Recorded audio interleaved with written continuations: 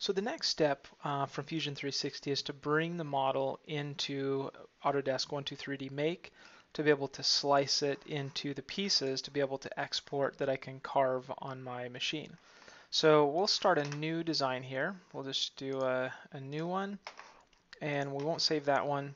I'm just going to import a model. Now from Fusion, you can, as you saw in the last video, you can save out an SVG file or a STL file. So I'm just going to come down to, I've got a lot of files in here, but we'll look for the Penguin STL and open that up. So it'll come in, and it's not really in the right orientation. I want it to be standing up. So I can just come in and rotate this, and you'll notice that I can rotate it until I get it standing up. Looks pretty good there. And I can see the height and the width and all the unit sizes. So if you wanted, you could scale it up or down. I'm pretty happy with this. The next thing I want to do is make sure I have my size set up. So I have one created for my X carve, and basically I'll just adjust it to the X carve. This is how it knows what size sheets, the thickness, and all of that to start slicing this and how to nest it. So if I hit edit, you'll notice you can create your own. I have a height and width of on my board that's 11 by 11. My footprint on my CNC machine is really just a little bit over that.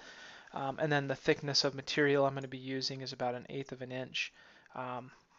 And you can play around with the rest of these. So I'm pretty happy with that. From here, I can then determine how I want, what my construction technique is. For me, I want stacked slices. So you'll notice just like that, it gives me stacked slices. It shows all the nested parts here. I'm going to minimize this for a minute. I don't necessarily need to see those just yet. It might not let me minimize it, but yeah, it doesn't want me to. So here, one thing that I want on mine is to have a dowel. So if I put a dowel, and it does its best at figuring out automatic placement of the dowel or dowels. And just from using this a little bit, I know the blue is because it's not cutting a hole through that particular part. It's being smart about that. And then I'd cap it off with that top piece. Depending on how the model is, you may see that there are certain pieces that aren't getting cut for various reasons. But I have the dowel diameter of 0.25. What the shape is, you can even use a pencil here, which is kind of cool. And then, you have different options, and I'd play around with these. You can have interlocking, you can have curved instead of, interlocking curved. Lots of different things. So for me, I just want them stacked, so I'm pretty happy with that.